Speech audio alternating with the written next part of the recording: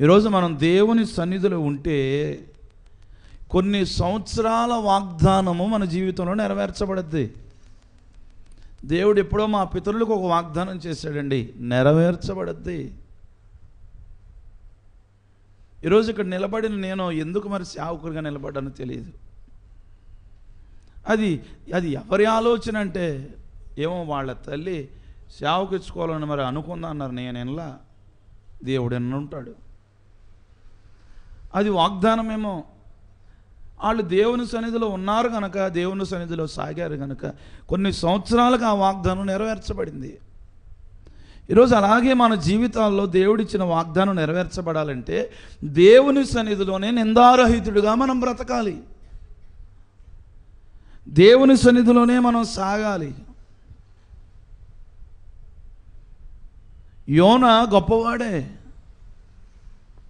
యోనా గురించి మాట్లాడినప్పుడు అక్కడ ఉన్న మాట ఏంటంటే, యోనా దేవుని సన్నిధి నుండి తొలగి అనే మాట ఉంటుంది. దేవుని సన్నిధి నుంచి తొలగి దేవుడు వెళ్ళవన్న వైపు వెళ్లకుండా మరోవైపు ప్రయాణం మొదలుపెట్టాడు. అసలు ఎటన్నా పో, కానీ పోయింది దేవుని సన్నిధి నుంచి. దేవుని సన్నిధి నుంచి మనం ఎప్పుడు తొలగిపోకూడదు. యోనా దేవుని సన్నిధి నుంచి తొలగిపోయాడు గనక ఓడ కదిలించబడింది. యోనా దేవుని సన్నిధి నుంచి తొలగిపోయాడు గనక ఓడలో కలవరం మొదలైంది. యోనా దేవుని సన్నిధి నుంచి తొలగిపోయాడు గనక ఓడలో ఉన్న విలువైన వస్తువులు సముద్ర పాలయ్యాయి. ఈరోజు మన కుటుంబం అనే ఓడ చెల్లా చెదరకుండా అవ్వకుండా ఉండాలంటే, మన ఓడలో కలవరం రాకుండా ఉండాలంటే, మనం సంపాదించిన ప్రతి సంపాదన మనం అనుభవించాలి అంటే దేవుని సన్నిధిలోంచి తొలగిపోకూడదు, దేవుని సన్నిధిలోనే ఉండాలి. నువ్వు దేవుని సన్నిధిలో లేకుండా ఎంత గొప్ప సాక్ష్యం చెప్పినా వ్యర్థమే. యోనా ఓడలో నిలబడి, నేను ఎవరినో తెలుసా, నేను హెబ్రీయుడును, ఈ భూమి ఆకాశం సృజించబడిన దేవుడైన యెహోవా ఉన్నాడే, ఆయన యందు భయభక్తులు కలిగిన వాడిని నేను. దేనికి నీ సాక్ష్యం? దేవుని సన్నిధిలోంచి తొలగిపోయాక నీ సాక్ష్యం ఎంత గొప్పదైనా వ్యర్థమే. అమ్మో, దేవుని సన్నిధిలోంచి తొలగిపోయి వచ్చావా అని వాడలో వాళ్ళందరూ భయపడ్డారు. ఈరోజు దేవుని సన్నిధిలో నేను ఉండాలి. దేవుని సన్నిధిలో ఉంటేనే మన కుటుంబాలకు క్షేమం. దేవుని సన్నిధిలో ఉంటేనే మన వాడ క్షేమం. చాలామంది అంటారు, ఎంత సంపాదించినా కానీ ఆ అప్పు మాత్రం తీరట్లేదండి, ఈ ఇల్లు మాత్రం కట్టుకోవట్లేదండి, పిల్లకి పెళ్ళి మాత్రం చేయలేకపోతున్నానండి. కారణం ఏంటంటే, నీ వాడలో ఉన్న విలువైన వస్తువులు సముద్ర పాలవుతున్నాయి. ఎందుకు? వాడ పైకి తేలాలని సముద్రంలో వాడలో ఉన్న వస్తువులన్నీ సముద్రంలో పడేస్తున్నారు. ఈరోజు నీ కుటుంబం అలా మారకూడదని దైవజనుడిగా మరొక్కసారి నీ కుటుంబం క్షేమం కోరుతూ దేవుని సన్నిధిలో మీరు ఉండండి. కొన్ని సంవత్సర కాలపు వాగ్దానాలైనా మీ జీవితంలో నా దేవుడు నెరవేరుస్తాడు. దేవుని సన్నిధిలోంచి తొలగిపోకుండా దేవుని సన్నిధిలో ఉండండి. మీ వాడ అలలొచ్చినా, గాలి వచ్చినా, సముద్రంలో అలజడి వచ్చినా కానీ క్షేమంగా సాగుతూ ఉంటుంది. దేవుని సన్నిధిలో ఉన్న కుటుంబాలలో అలలు రావంటారా, కానీ వాడ కదలదు. దేవుని సన్నిధిలో ఉన్న కుటుంబాలలో కరువులు రావంటారా, కానీ కలవరపడరు. దేవుని సన్నిధిలో ఉన్న కుటుంబాలలో అప్పుల పాలవరంటారా, అవుతారు, కానీ అవమానపడరు. ఈ రోజున మీరు దేవుని సన్నిధిలో ఉండండి. దేవుడు తప్పక మన జీవితంలో ఏనాటికైనా కార్యం చేస్తాడు. చెల్లి చక్కటి సాక్ష్యం చెప్పింది, నాకు సంతోషం అనిపించింది. 10 సంవత్సరాల తర్వాత దేవుడు గర్భం తెరిచాడు. దేవుడు కార్యం చేయగలడు, ఏదైనా చేయగలడు. ఆయన మన స్థితి మొత్తం మార్చగలడు. ఆయన ఏదైనా చేయగలడు. అందుకే మీరు దేవుని సన్నిధిలో ఉండండి. అందుకే దైవజనుడు ఎప్పుడూ ప్రాధేయపడతా ఉంటాడు. అబ్రహాం గారు అందుకే, అయ్యా అక్కడ నా కుటుంబం ఉంది, నా వాళ్ళు ఉన్నారు, అని లెక్కలేయటం మొదలుపెట్టాడు, ప్రాధేయపడడం మొదలుపెట్టాడు. ఎందుకంటే లోతు కుటుంబాన్ని రక్షించుకోవాలని. కానీ దేవుని మాట వినకుండా లోతు భార్య వెనక్కి తిరిగి చూసింది, ఉప్పు స్తంభంగా మారింది. మీరు దేవుని సన్నిధిలో ఉండండి, దేవుని మాట వినండి. తప్పక దేవుడు మన కుటుంబాల్లో ఆగిన పనైనా, కుదరని రోగమైనా, చెప్పుకోలేని సమస్యలైనా, అవి ఏవైనా కానీ దేవుడు తప్పక తీర్చునుగాక. ఆమేన్. పరిశుద్ధ గ్రంథంలో నుంచి మార్కు సువార్త 5వ అధ్యాయం 23వ వాక్యాన్ని ఒకసారి చదువుకుందాం. నా చిన్న కుమార్తె చావు అంచుల్లో ఉంది, ఆమె బాగుపడినట్లు నీ వచ్చి ఆమె మీద చేతులు ఉంచాలని ఆమె ఎక్కువగా బ్రతిమలాడుకుంటుంది. చాలు, వినండి. ఇక్కడ ఒక చిన్నది ఉంది, చావు అంచుల్లో ఉంది, చావడానికి సిద్ధంగా ఉంది. ఆమె బాగుపడాలని, బ్రతకాలని దేవుని దగ్గరికి వచ్చి, అయ్యా ఈ చిన్నది చావకుండా ఉండాలి అని మిక్కిలి బ్రతిమలాడుతూ నీ చేయి ఆమె మీద ఉంచాలి అని ఎంతగానో బ్రతిమలాడుతుంది. దేనికి బ్రతిమలాడుతుంది? నా దేవుని చేయి ఆమె మీద ఉంచాలని. నీ వచ్చి ఆమె మీద నీ చేతులు ఉంచితే చాలు. నువ్వు చెయ్యయ్యా చాలు,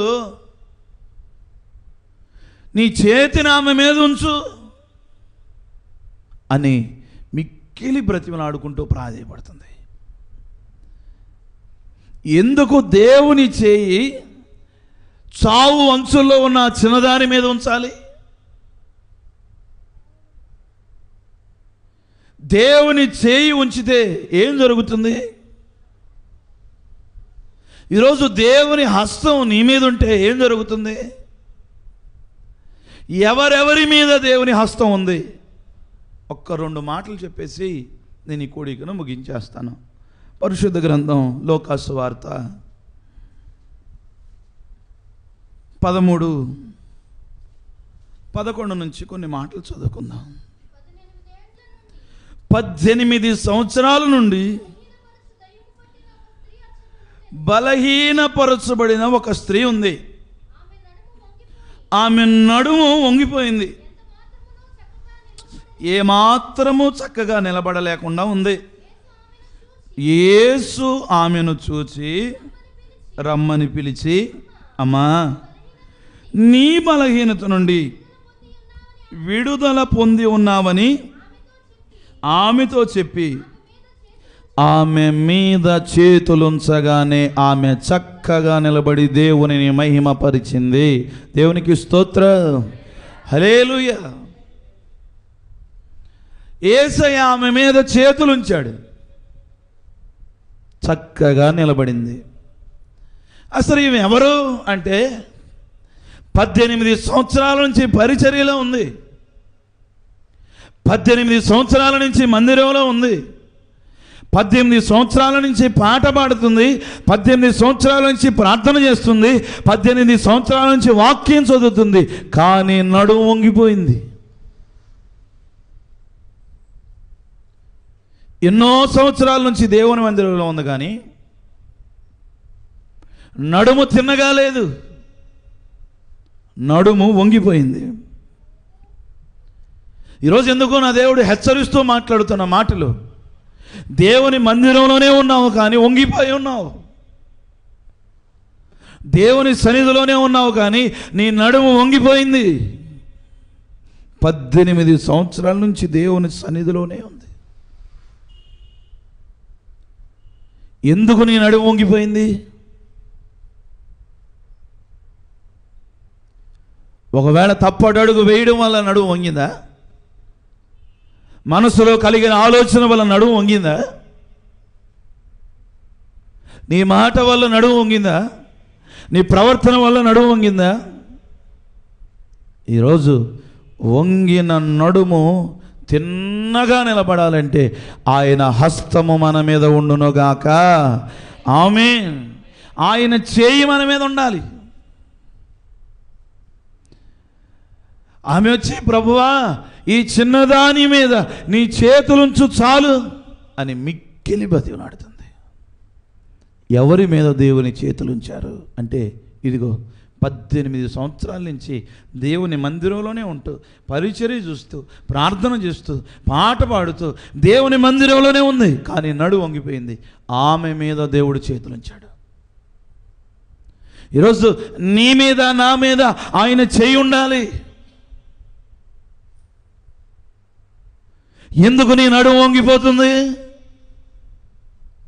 నీ నడని వంగదీసే సందర్భాలు ఏవి నీ ఇంటికి వచ్చాయి, నీ ముందున్నాయి? చూడండి, చాలామంది భక్తిలో సాగుతూ ఉంటారు, నడుము వంగదీసే సందర్భాలు ఎదురుగా వస్తాయి. వంగిపోకూడదు, వంగిపోకూడదు.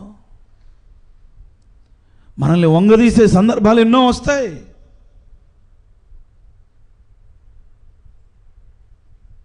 ఆదివారం ఆరాధన అంటేనే ఏదో ఒకటి వస్తుంది. అది నడుము వంగదీసేది. అది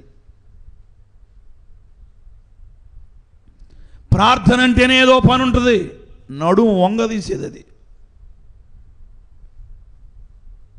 ఈరోజు నువ్వు వంగిపోతున్నావా? నిటారుగా నిలబడగలుగుతున్నావా? ఈరోజు ఒకవేళ వంగిపోయిన స్థితిలో నువ్వు ఉంటే ఆయన హస్తం నీ మీద ఉండాలి, ఆయన చెయ్యి నీ మీద ఉండాలి. ఈరోజు చాలామంది దేవుని సన్నిధిలోనే ఉంటూ వంగిపోయిన పరిస్థితులు. ఎక్కడ వంగిపోయావు? నిన్ను వంగదీసే సందర్భాలు ఏంటి? వస్తాయి, రాక మానవు. నిన్ను వంగదీసే సందర్భాలు ఎన్నో వస్తాయి. షడ్రకు మేషకు అబేద్నెగోలు అంటారు, ఇదిగో మా దేవుడు మమ్మల్ని తప్పించినా తప్పించకపోయినా, చూడండి వినండి, మా దేవుడు, మేము ఆరాధిస్తున్న దేవుడు మమ్మల్ని ఈ భయంకరమైన అగ్నిగుండంలో నుంచి తప్పించినా తప్పించకపోయినా మేము వంగనగాక వంగం. వంగి మొక్కం మేమెందుకు వంగుతాం? నిన్ను వంగదీయడానికి అగ్నిగుండం లాంటి సమస్యలు నీ ముందు వస్తాయి.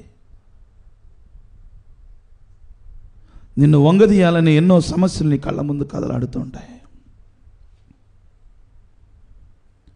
నీలో ఉన్న విశ్వాసం నిన్ను వంగదీయకుండా నిటారుగా నిలబెడుతుంది.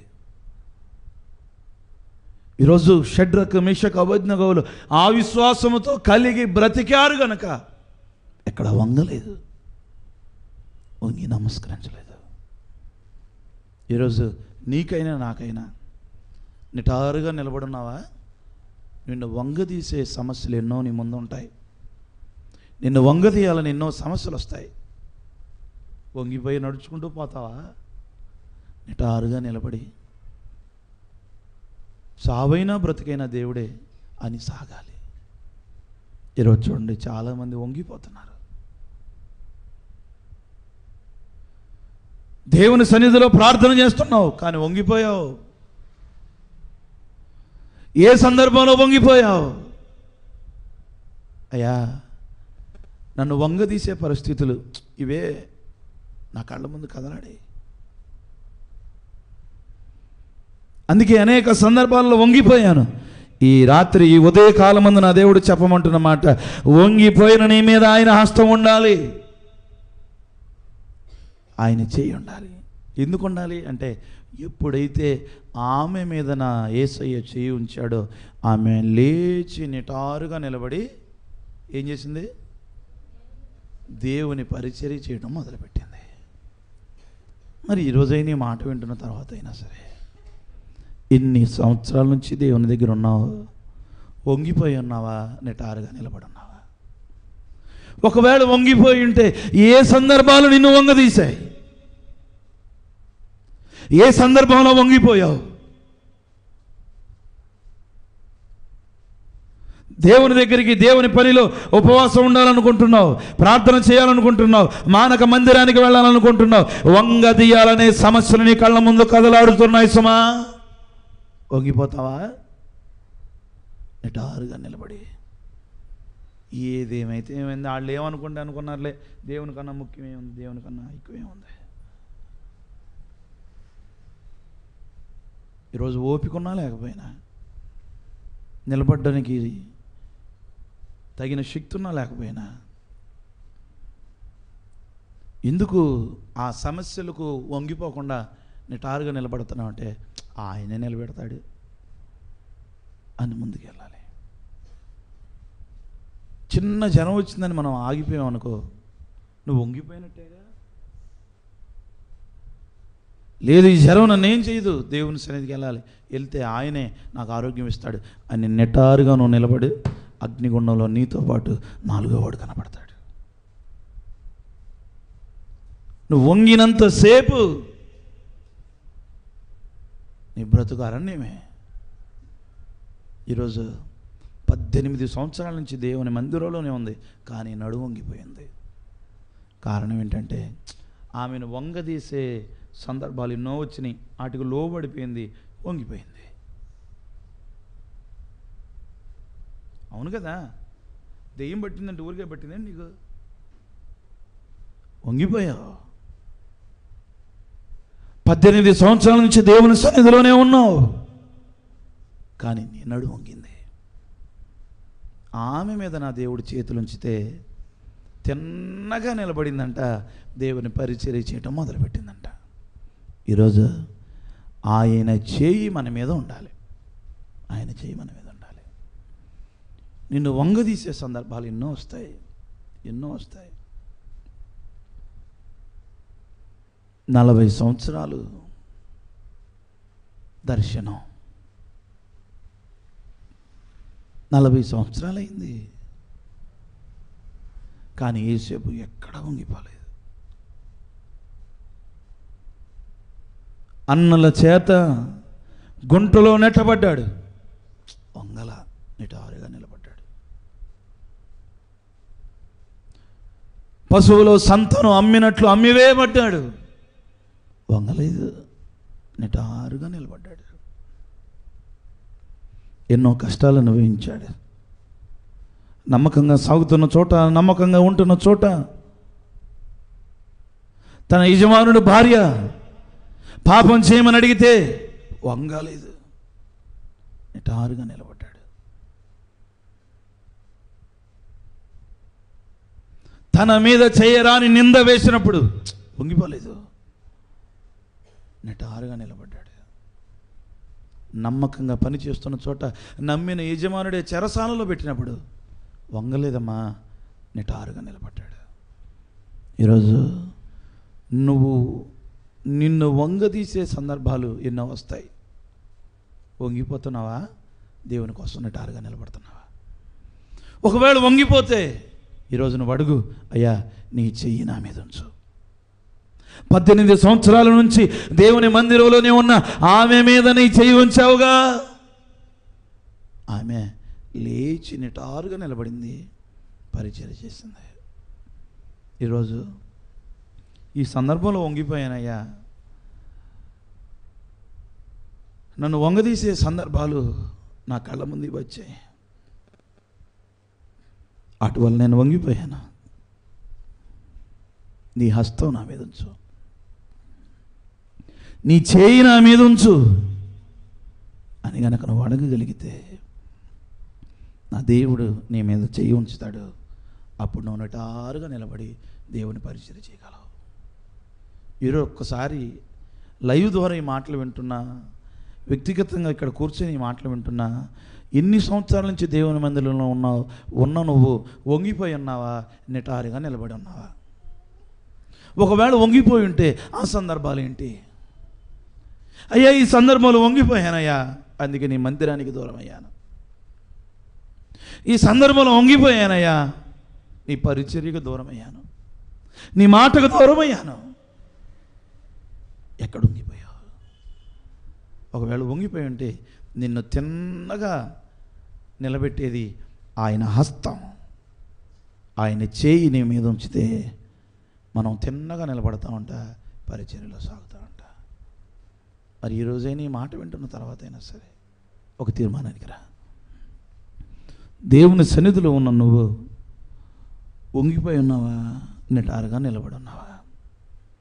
వంగదీసే సందర్భాలు నీ జీవితంలో ఏమొచ్చాయి? ఈ మాట నీ మదిలో ఉంచుకో. ఇంటికెళ్ళు, ప్రార్థనని పిలిచినప్పుడు, దేవుని మందిరంలో పరున్నప్పుడు నీ కళ్ళ ముందు కొన్ని వస్తూ ఉంటాయి చూసావా, అవి నిన్ను వంగదీసేవే. నిన్ను వంగదీయటానికే అవి.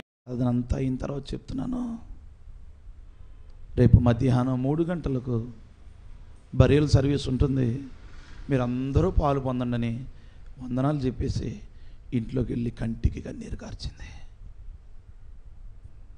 వంగదీసే సందర్భం కళ్ళ ముందు కదలాడినా కానీ వంగిపోలేదు. ఈరోజు ఎందుకు నువ్వు వంగిపోతున్నావు? 18 సంవత్సరాల నుంచి దేవుని సన్నిధిలోనే ఉంటున్నావు, కానీ నిలబడలేకుండా ఉన్నావు, వంగిపోయావు. వంగదీసే సందర్భాలు ఎన్నో నిన్ను వెంటాడుతున్నాయి. షడ్రకు మేషకు అబేద్నెగోలు వంగిపోలేదు. ఈ అగ్నిగుండంలోంచి దేవుడు మమ్మల్ని తప్పించినా తప్పించకపోయినా మేము వంగమయ్యా, మేము మొక్కమయ్యా, నిటారుగా నిలబడ్డా. 40 సంవత్సరాలప్పుడు దేవుడు ఒక దర్శనం ఇస్తే ఆ దర్శనాన్ని చేతపట్టుకుని ముందుకు వెళుతుంటే వంగదీసే సందర్భాలు అన్నల ద్వారా వచ్చినా, అమ్ముడు పోయినా, ఫుతేఫరు భార్య ద్వారా వచ్చినా, ఎన్ని అవమానాలు ఎదురైనా, చెరసాలలో పెట్టబడినా వంగలేదండి, నిటారుగా నిలబడ్డాడండి. ఈరోజు ఎందుకు వంగిపోతున్నావు? మరి ఈరోజే నీ మాట వింటున్న తర్వాత అయినా సరే దేవుని సన్నిధిలో ఉన్న నువ్వు వంగకుండా తిన్నగా నిలబడి దేవుని పరిచర్యలో మీరు సాగాలి. వంగదీసే సందర్భాలు ఒకవేళ నీ కళ్ళ ముందు ఏదైనా ఒకవేళ వస్తే వాటికి నువ్వు లోపడకూడదు. నీ విశ్వాసం, నీలో ఉందే విశ్వాసం, ఆ విశ్వాసమే నిన్ను వంగదీయకుండా నిటారుగా నిలబెడుతుంది. ఆ విశ్వాసం నుండి ఎప్పుడు కూడా నువ్వు తొలగిపోకూడదు. ఆ విశ్వాసం నుండి ఎప్పుడు కూడా నువ్వు దూరం అవ్వకూడదు. నువ్వే వంగిపోతే నీ కుటుంబం ఏంటి? నువ్వే వంగిపోతే నీ పిల్లల పరిస్థితి ఏమిటి? ఈ రోజున నాకున్న సమస్యలను బట్టి ఒకవేళ నేనే వంగిపోతే దేవుడు నాకు ఇచ్చిన బిడ్డల పరిస్థితి ఏంటి?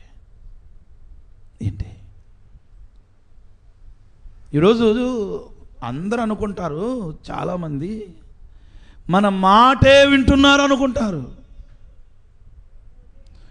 నా మాట మాత్రమే మీరు వింటున్నారేమో అని అందరూ అనుకుంటారు. కానీ ఇక్కడ కూర్చున్న వాళ్ళు మాట వింటుంతో పాటు నన్ను చూస్తారు. అవునా కదా? నిన్నైనా నన్నైనా నీ కుటుంబం నిన్ను చూస్తారు, నీ బిడ్డలు నిన్ను చూస్తారు, నీ చుట్టూ ఉన్నవారు నిన్ను చూస్తారు. నీ మాట వినటమే కాదు,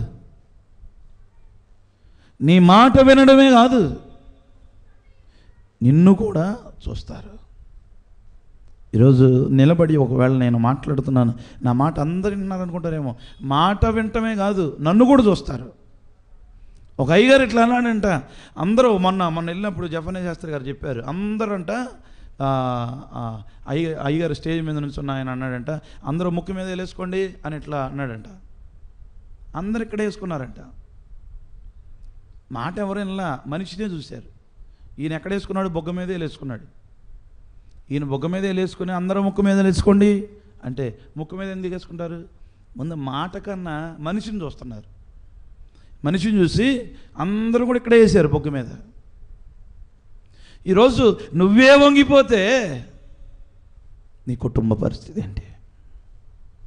ఈరోజు దైవజనుడే వంగిపోతే బిడ్డల పరిస్థితి ఏంటి? అందుకే 18 సంవత్సరాల నుంచి మందిరంలోనే ఉంది కానీ వంగిపోయింది. ఎప్పుడైతే ఆమె మీద నా దేవుడు చేయి ఉంచాడో తిన్నగా నిలబడింది, దేవుని పరిచర్య చేయగలిగింది. దేవునికి స్తోత్రం, హల్లెలూయా. ఈరోజు ఒకవేళ నువ్వు వంగిపోయి ఉంటే దేవుని సన్నిధికి వచ్చిన నువ్వు ఒక తీర్మానం తీసుకుని, అయ్యా నీ చెయ్యి నా మీద ఉంచు, నీ చెయ్యి నా మీద ఉంచితే నేను తిన్నగా నిలబడతానయ్యా. ఆయన చేతులు ఉంచితే వంగిన బ్రతుకు తిన్నగా మార్చబడుతుంది. దేవునికి స్తోత్రం. మొదటి మాట అది. ఎవరి మీద చేతులు ఉంచారంటే 18 సంవత్సరాల నుండి వంగిపోయిన ఒక వ్యక్తి మీద నా దేవుడు చేయి ఉంచాడు. ఆయన చేతులు ఉంచితే వంగిన బ్రతుకులన్నీ కూడా తిన్నగా మార్చబడతాయి. ఈరోజు ఒకవేళ ఏ బ్రతుకు వంగిపోయింది? నీ బ్రతుకు వంగిపోయిందా? వంగిపోయే స్థితిలో ఉన్నావా? నువ్వు తిన్నగా నిలబడాలంటే నువ్వేం చేయాలో తెలుసా? ఆయన చెయ్యి నీ మీద ఉండాలి, ఆయన హస్తం నీ మీద ఉండాలి. అందుకే ఆ తల్లి ప్రాధేయపడుతూ, అయ్యా ఈ చిన్నది చావు అంచుల్లో ఉంది, చావడానికి చేరువలో ఉంది, బతిమలాడుతుంది. ఏమన్నా తెలుసా? నువ్వు వచ్చి నీ చేతులు ఉంచు చాలు, నీ చేతులు ఆమె మీద ఉంచు చాలు. దేవుని చేయి మన మీద ఉంటే మన బ్రతుకులన్నీ తిన్నగా మార్చబడతాయి.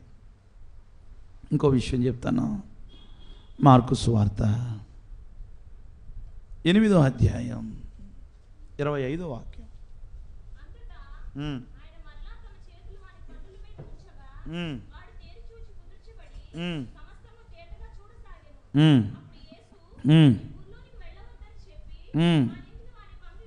ఇదిగో దేవుడు ఇక్కడ ఒకడి మీద చేతులు ఉంచాడు. దేవుడు ఒకడి మీద చేతులు ఉంచాడు. వాడి మీద చేతులు ఉంచుతానంట వాడి కళ్ళు తెరవబడ్డాయి. వాడు కళ్ళు తెరవబడి 24వ వాక్యంలో అంటాడు, కనులెత్తి అయ్యా ఇంతవరకు నా కళ్ళు మూసుకుపోయాయి, ఇంతవరకు నా కళ్ళు తెరవలేకపోయా. ఎప్పుడైతే ఆయన చేతులు ఉంచాడో అప్పుడు వీడు కళ్ళు తెరిచి కళ్ళు కనపడుతున్నాయి అంటూ వాళ్ళు చెట్లులాగా ఉన్నారు అంటున్నాడు. వినండి, అంటే వీడి కళ్ళు తెరవబడ్డాయి కానీ మసకబారాయి. కొంతమంది కళ్ళు తెరవబడినట్లే ఉంటాయి కానీ మసక కళ్ళు. దేవుడు మేలు చేస్తున్నాడు, కార్యం చేస్తున్నాడు, అయినా కానీ కళ్ళు మాత్రం మసకగానే ఉంటున్నాయి. మసక కళ్ళు. వాడు కనులెత్తి మనుష్యులు నాకు కనబడుచున్నారు, వారు చెట్ల వలె నుండి నడుచున్నట్లు నాకు కనబడుచున్నవి.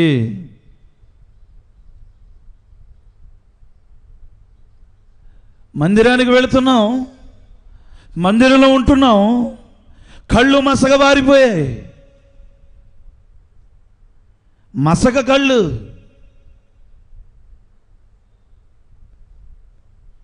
ఎంత ప్రార్థన చేయి, ఎంత పరిచర్య చేయి, కళ్ళు మసకబారిపోయాయి.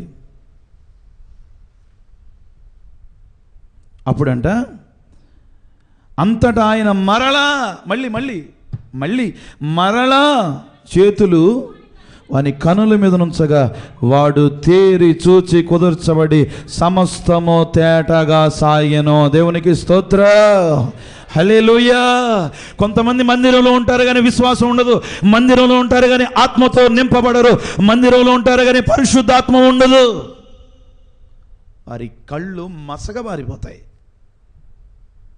నువ్వు ఎప్పుడైతే పరిశుద్ధాత్మ చేత నింపబడతావో, ఎప్పుడైతే ఆత్మపూర్ణితుడు అవుతావో అప్పుడు మన కళ్ళు తేటగా తెరవబడతాయి.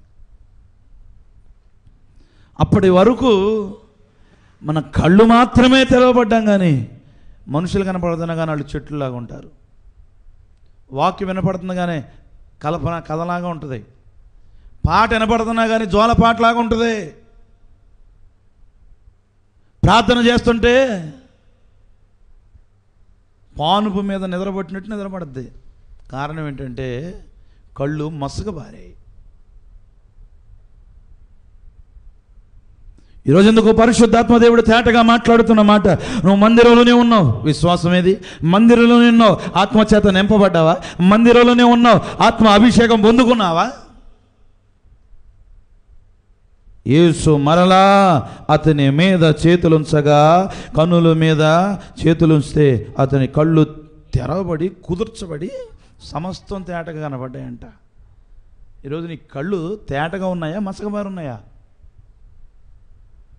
మందిరంలోనే ఉన్నావు, ప్రార్థనలోనే ఉన్నావు, ప్రార్థన చేయించుకున్నావు, అయినా కానీ కళ్ళెందుకు మసకబారాయరా? కళ్ళెందుకు మసకబట్టే అంటే ఆత్మచేత నింపబడలేదయ్యా. నాలో విశ్వాసం లేదు, పరిశుద్ధత లేదు, తెలియదు అసలుకి. పరిశుద్ధ ఆత్మ అంటే ఏంటో తెలీదు, విశ్వాసం అంటే ఏంటో తెలీదు. కళ్ళు మసకబారిపోయాయి. మరి ఈరోజైనా ఈ మాట వింటున్న తర్వాత మీరు తేటగా చూడాలి, తేటగా చూడాలి. ఆయన చేతులు నీ మీద ఉంచితే నీ కళ్ళు ఎలా ఉంటాయి తెలుసా? తేటగా కనబడతాయి. దేవునికి స్తోత్రం. ఆయన చేతులు నీ మీద ఉంచితే వంగిపోయిన నడుము, వంగిపోయిన జీవితం నిటారుగా నిలబడద్ది. ఆయన చేతులు ఉంచితే మసక బారిపోయిన కళ్ళు తేటగా కనపడతాయి. ఈరోజు ఏ సందర్భంలో నీ కళ్ళు మసక బారిపోయాయి? ఎందుకు మసక బారిపోయాయి?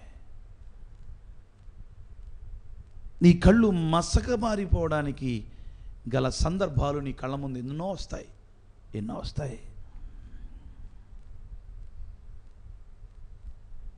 పాపానికి ప్రేరేపించి పాపం చేద్దాం రమ్మని వస్త్రపు చెంగును ఎలా ఇచ్చినా కానీ ఆ చెంగు వదిలేసి పారిపోయాడండి.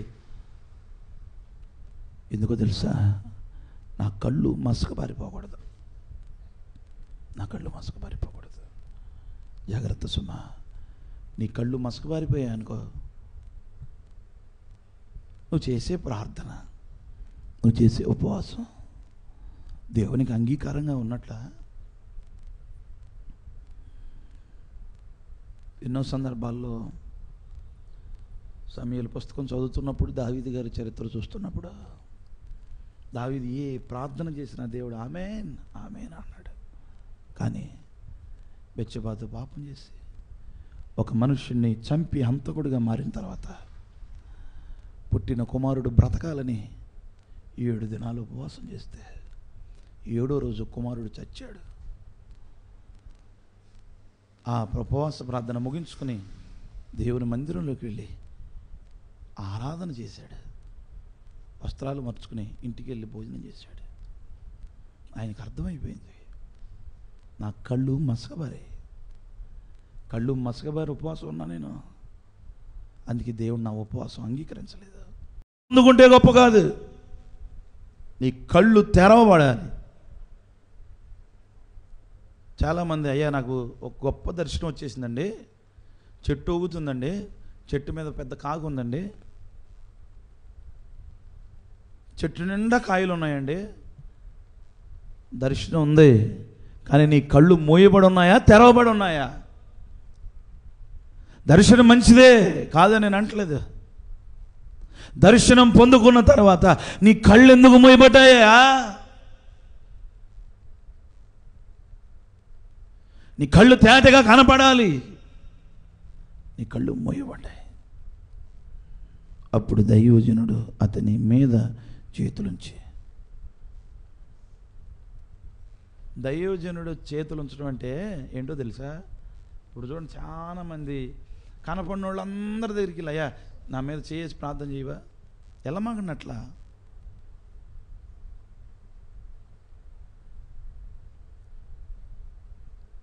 మీ ఆత్మీయులు ఎవరు? మీ దైవజనులు ఎవరు? దైవజనుడు చేయవేశాడంట. దైవజనుడు ఇదిగో ఈయనేమో సౌలు గారండి, దైవజనుడు ఇలా చేయేశాడు. ఎప్పుడైతే దైవజనుడు ఇలా చేయేశాడో ఆ దైవజనుడు చేయి మీద దేవుని చేయి ఉంటుంది. దేవునికి స్తోత్రం. దైవజనుడు చేయేశాడుగా, దైవజనుడు చేయి మీద దేవుని చేయి ఉంటుంది. అప్పుడే కార్యం జరుగుద్ది.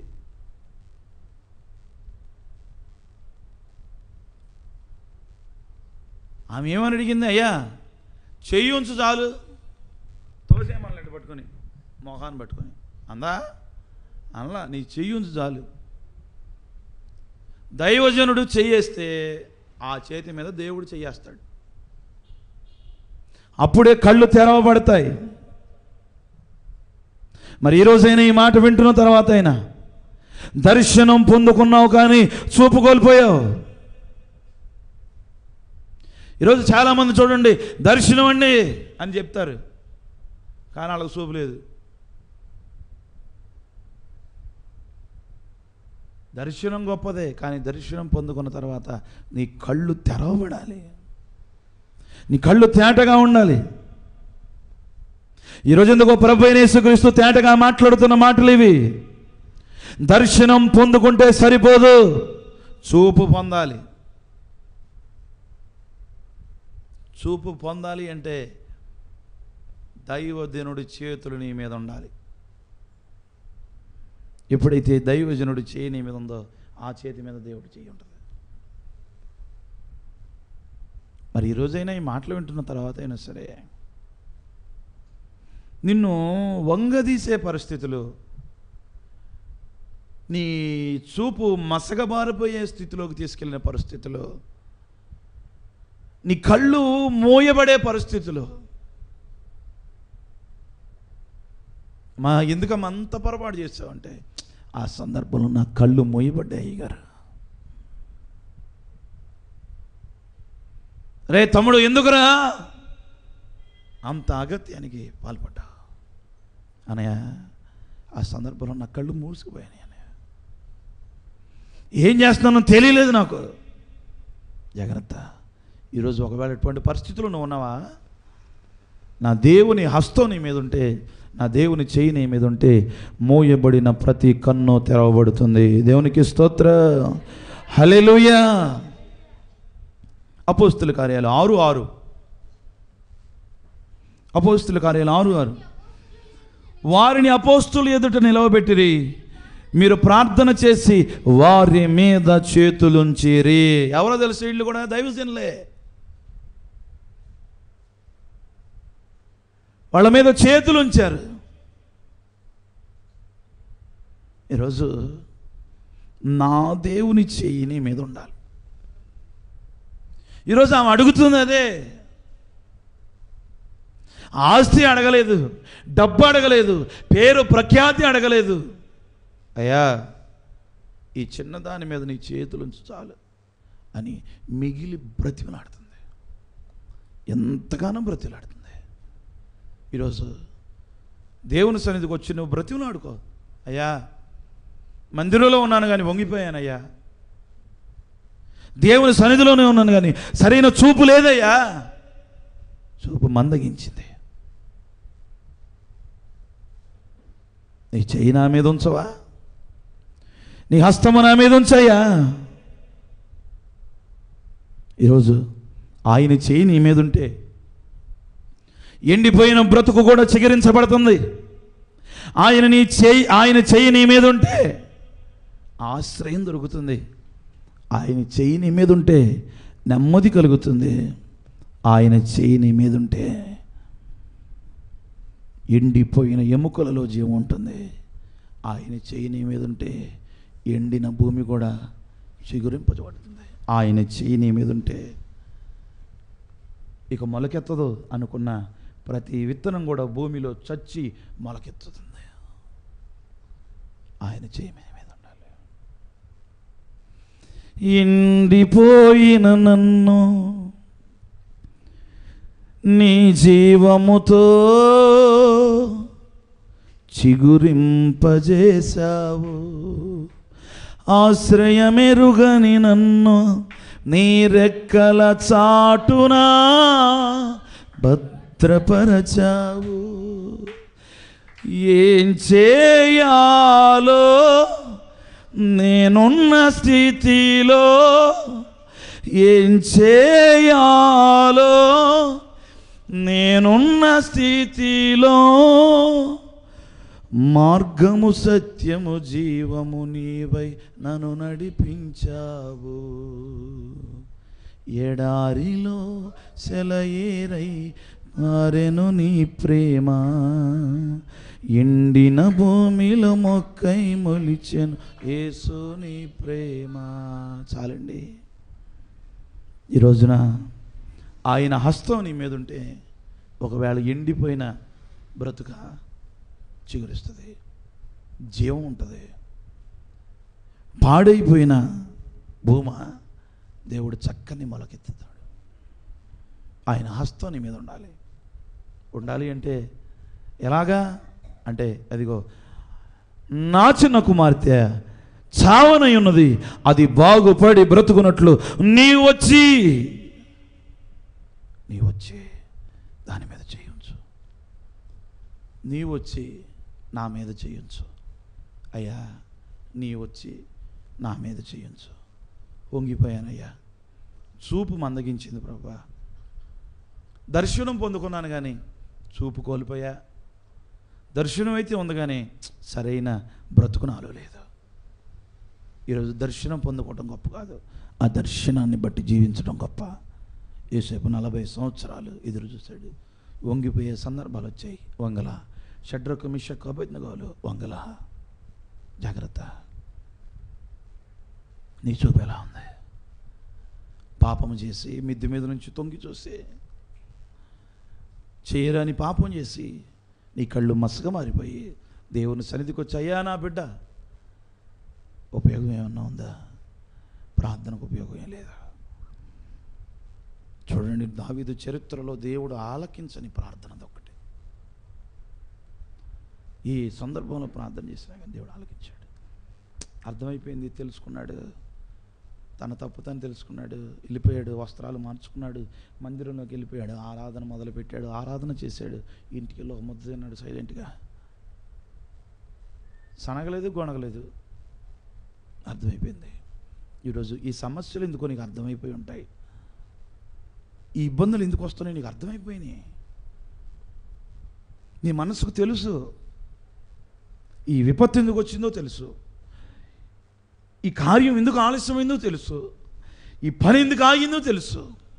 వంగిపోయానయ్యా, కళ్ళు మసబారిపోయా, నా మీద నీ చేయించు అని. ఇదిగో ఆ చిన్న కుమార్తె తన బ్రతుకు కోసం ఆమె ప్రాధేయపడిందే, అట్లా కనుక నీ జీవితం కోసం దేవుని దగ్గరికి వచ్చి, అయ్యా నేను బాగుపడాలి, నేను బ్రతకాలి, నీవు వచ్చి నా మీద చేతులుంచి అని నువ్వు మిగుల బ్రతిమలాడగలిగితే, ఈ ఆరాధన ద్వారా నా దేవుడు నీ మొరని నీ మీద గనక చేతులు ఉంచగలిగితే, నీ మీద గనక చేయించితే, వంగిన ప్రతి బ్రతుకు కూడా తిన్నగా నిలబడద్ది. తిన్నగా సాగి నువ్వు దేవుని పనిలో ఉంటావు.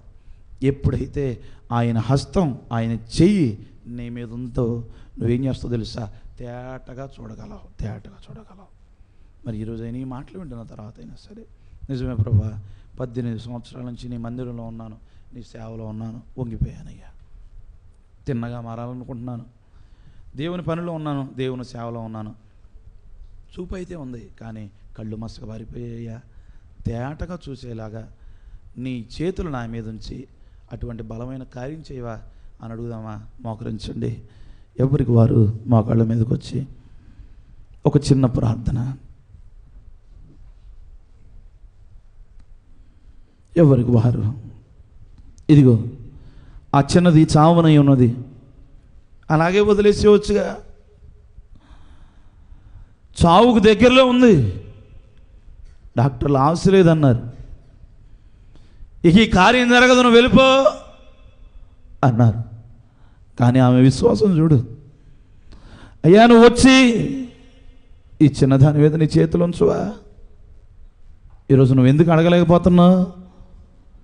ఆశ కోల్పోయావా? ఇక అవ్వదనుకో